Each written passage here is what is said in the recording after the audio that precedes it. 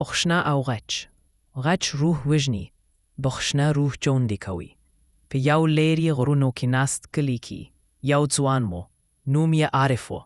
همغه عارف چې د کلي خلکو به د زړه نه خوښوه، ځکه چې ډېر نرم، مهربانه او باادبه و. خو عارف یو زخم درلود، یو زوړ زخم چې هره شپه به یې زړه سوځوه. عارف د خپل پلار ملک سلیم زوی و. ملک سلیم د کلي مشر و، خو څو کاله وړاندې د دښمنۍ په یو تور شپه کې هغه وژل شو. قاتل یې بل چا نه بلکې د ملک سلیم د تر ټولو نږدې ملګري زوی هارون و. دا ظلم چې کله وشو، عارف یوازې شپږ کلن و. مور یې د زخمونو سره ضرورې عارف ته یوازې یو درس ورکړی و: زوی، غچ ژوند نه راولي، بخښنه انسان لوی کوي. خو دا خبرې د یو جوان د سوځېدلي زړه لپاره بس نه وې. عارف د خپل ژوند هدف غچ ټاکلی و. کلونه تیر شول. عارف لوی شو، ښایسته، هوښیار او باوقاره. خو زړه کې یې یو اور و، د غچ اور، د هغه ژوند د بخښنې نه بلکې د انتقام شاوخوا تاوېدی. خو یو ورځ قسمت داسې یو باب پرانست چې د عارف د ژوند لوري بدل. هغه ورځ مریم د کلي نوې معلمه راغله. مریم ساده، تعلیم یافته او د رحمنه ډکه نجلۍ وه. د هغې خبرې، د هغې مسکا، د هغې دعاګانې د عارف د زړه سره شوې خبرې ته بیا ژونده ورکړه. هغې به ویل: زما مور ویل بخښنه د انسان د عظمت نښه ده.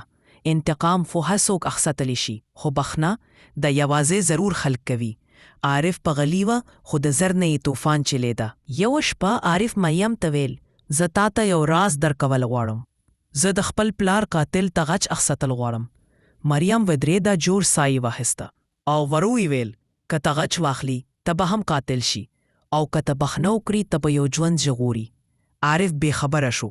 دا خبرې لکه د خدای الهام په زړه کې یې کوزې شوي. څو ورځې وروسته عارف ته خبر راغی چې هارون د سختې ناروغۍ سره مریض دی او د مرګ له پولې سره نږدې دی. هغه ورځ عارف هارون ته ورغی. هارون د سترګو اشنایي وکړه، وډار شو. ته عارف یې؟ ته خو به ما وویشتې. ته غچ ته راغلی نه؟ عارف د هغه بستر ته کښېناست. سترګې له اوښکو ډکې وې. زه نن دلته غچ لپاره. هارون بې اختیاره ژړل شروع کړل او د عارف پښې یې ونیولې. ما ته بخښه وکړه، ما ته بخښه وکړه، زه یو غلط انسان وم. عارف هغه پورته کړ او ورو یې ورته وویل: غچ روح ویڼي، بخښنه روح ژوندي کوي. زه ته بخښم ځکه زه نه غواړم د خپل پلار اوسم، زه غواړم د خپلې مور زوی اوسم.